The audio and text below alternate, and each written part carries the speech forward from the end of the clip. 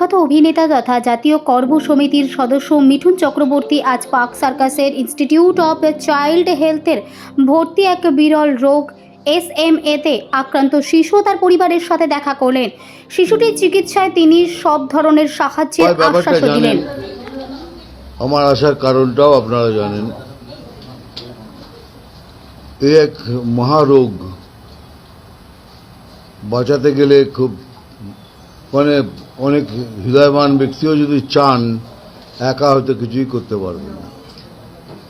তাই আমার অনুরোধ সবাইকে, আপনারা সব এগিয়ে আসুন, আদ্রিতিকে বাঁচান।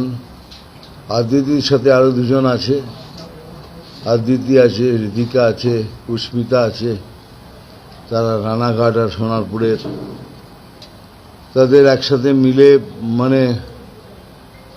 কি বলবো, নিজেই ভাষা খুঁজে পাচ্ছি না। তাই দয়া করে সবাইকে অনুরোধ করছি, আমরা তো রইলাম, আপনারাও সবাই মিলে আসুন, এগিয়ে আসুন। এই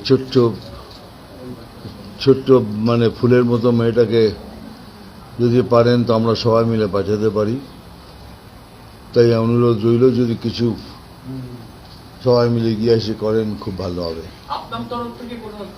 আমরা তো রইলামই। দেখুন, আমি ঘুরে এসে 1 লাখ টাকা দিয়ে দিলাম আর থ্যাংক ইউ বলে চলে গেলাম, সেই কাজ করব না বলেই এসছি। সেটাকে পালিয়ে যাওয়া বলে, এলাম, দিলাম, চলে গেলাম। কিন্তু সেটা করব না বলেই এখানে এসছি সবাইকে অনুরোধ করতে, কে সবাই মিলে আসুন, সবাই মিলে করি।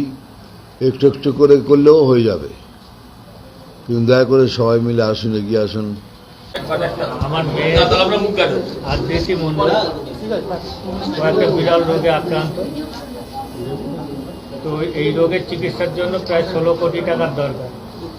তো আমরা তো স্বপ্নেও ভাবতে পারবো না যে 16 কোটি টাকা, 16 লাখ টাকাও এখনো জোগাড় হয়নি। ইম্প্যাক্ট গ্রুপের মাধ্যমে আমরা 14 লাখ টাকার একটু বেশি পেয়েছি। তো আর সবাইকে এগিয়ে আসতে হবে, সবার কাছে অনুরোধ রাখছি, সবাই এগিয়ে আসুন।